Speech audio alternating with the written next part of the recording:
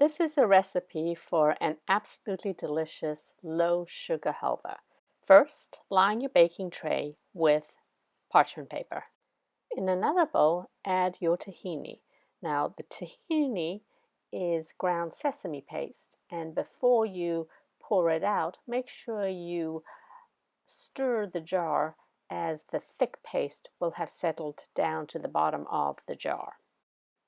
Next, add your salt and your vanilla extract and set aside. In a small to medium saucepan, add your sugar together with some water, and we're going to be putting this on the stove and allowing this to boil until it reaches 250 degrees Fahrenheit. Now this is very important that it actually reaches this temperature. So I'm going to be attaching my candy thermometer to the saucepan to ensure that it reaches that temperature. On the stove top, on low to medium heat, continue stirring the sugar mixture until it becomes a thick syrup and reaches 250 degrees Fahrenheit.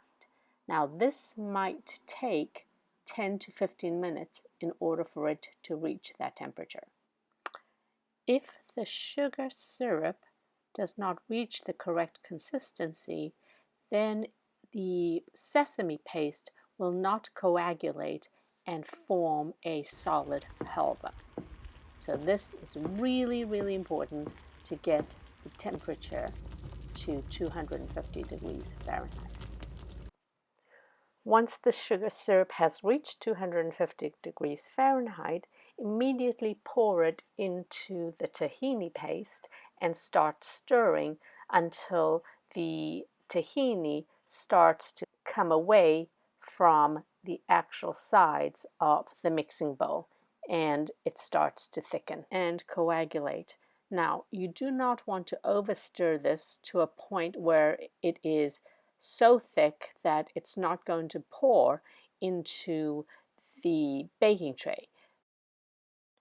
But you just want to mix it to a point where the actual halva starts to come away from the sides of your mixing bowl. Now it's time to put it into the baking tray.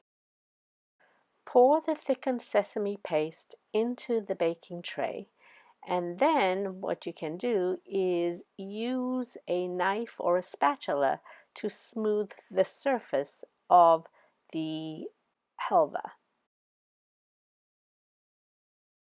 I like to sprinkle the halva with coarse salt.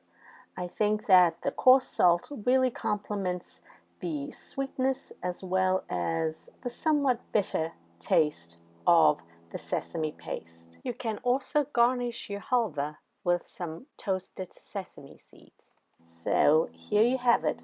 Allow it to cool and then slice it into bite-sized pieces. Enjoy! More recipes can be found on sammywongskitchen.com or social media. If you found this video helpful, please subscribe to my YouTube channel. Thanks!